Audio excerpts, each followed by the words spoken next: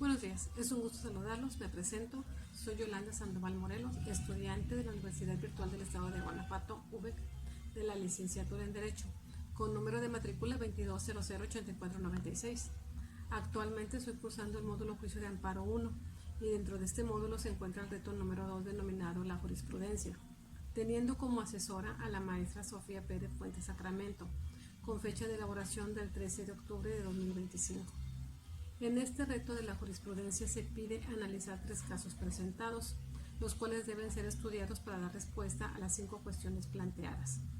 Empezamos con el caso número 1, en donde hay que señalar qué método de integración, ya sea reiteración, contradicción de criterios o precedentes obligatorios, se utilizó para la creación de dicha jurisprudencia.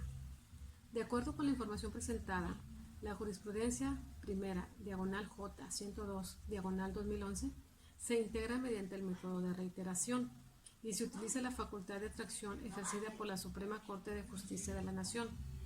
Como se menciona en la jurisprudencia del caso número 1, la Suprema Corte de Justicia de la Nación está utilizando su facultad de atracción para integrar jurisprudencia basándose en la reiteración de criterios.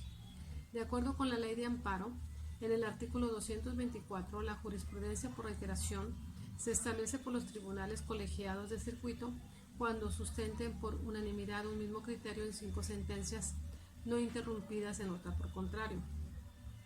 Las cuestiones de hecho o de derecho que no sean necesarias para justificar la decisión no serán obligatorias. Por consiguiente, el método de reiteración se confirma en esta jurisprudencia a reunir las 5 sentencias continuas. En la cuestión número 2 se pide identificar cuáles son los razonamientos para que la jurisprudencia primera diagonal J93 diagonal 2013 fuera sustituida por la jurisprudencia primera diagonal J78 diagonal 2018 emitida por la primera sala de la Suprema Corte de Justicia de la Nación. La jurisprudencia sustituida establecía precedente el juicio de amparo indirecto contra el auto que ordenaba citación del investigado a la audiencia inicial de formulación de imputación, ya que argumentaba afectaba la libertad personal del investigado, pues lo colocaba en una situación de obediencia ante un mandato judicial que vulneraba su derecho a la libertad. Esta jurisprudencia se basaba en una interpretación de legislaciones penales de los estados de Chihuahua y Durango. Sin embargo, tras una nueva reflexión, la primera sala estimó necesario interrumpir ese criterio jurisprudencial, teniendo como razón principal que la regulación de la citación a esa audiencia en las legislaciones locales mencionadas es similar a la prevista del artículo 141 del Código Nacional de Procedimientos Penales para la citación a la audiencia inicial. En el artículo mencionado en su fracción 1 y 2 se advierte que la citación de la persona investigada a la audiencia inicial en la que habrá de formularse imputación en su contra, por sí sola no es un acto que afecte su libertad personal, pues se trata de una simple comunicación del juez a petición del Ministerio Público, en el sentido que se requiere su presencia para el desarrollo de una audiencia en la que se formalizará la investigación que se sigue en su contra. Por lo tanto, el juicio de amparo indirecto es improcedente en este caso.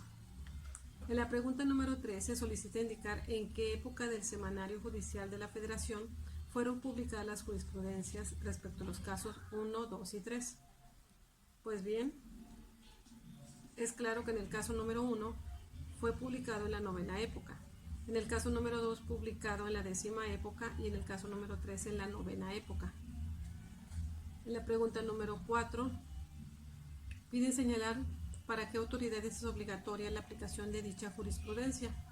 En este caso, la jurisprudencia es obligatoria para la Suprema Corte de Justicia de la Nación y los tribunales colegiados de circuito, pues esa jurisprudencia emana de estos órganos y sirve para interpretar y aplicar la ley en casos concretos.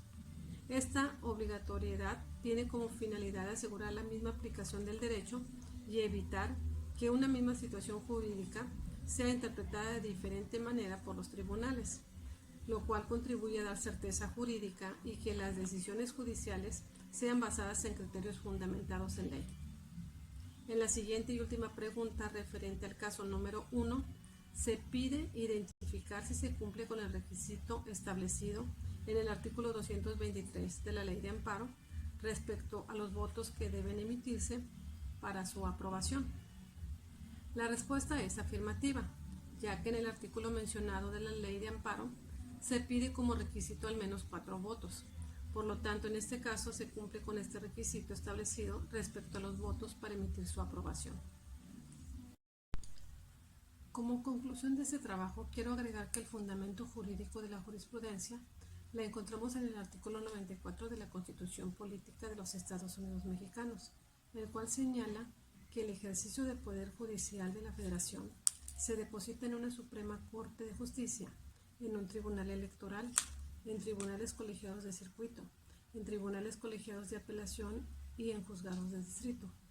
Y es justamente en la Suprema Corte de Justicia de la Nación y los tribunales colegiados de circuito que la jurisprudencia se manifiesta con su función orientadora para jueces y tribunales. Su importancia radica en la capacidad para llenar vacíos legales, resolver contradicciones interpretativas, así como establecer criterios uniformes que garanticen seguridad jurídica e igualdad ante la ley. En el contexto de las jurisprudencias, cabe señalar que el Diario Oficial de la Federación es el medio de difusión oficial del gobierno mexicano, donde se publican leyes, reglamentos, acuerdos, circulares, órdenes y demás actos expedidos por los poderes de la Federación.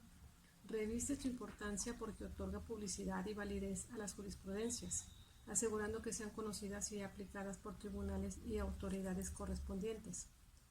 La jurisprudencia también permite que los derechos y principios constitucionales sean interpretados y aplicados de manera efectiva, lo cual contribuye a la protección de los derechos humanos y al desarrollo del Estado de Derecho. Esta fue mi investigación referente a este reto. Agradezco su atención. Hasta pronto.